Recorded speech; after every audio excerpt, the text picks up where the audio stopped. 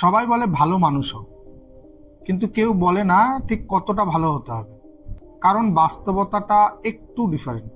তুমি যখন সবসময় বেশি ভালো মানুষ হতে চাও, সবাইকে খুশি রাখতে চাও, না করতে পারো না কখনো, তখন কিন্তু কেউ তোমাকে ভালো বলে না। সবাই মনে করে নেয় তুমি অ্যাভেলেবেল তাদের কাছে।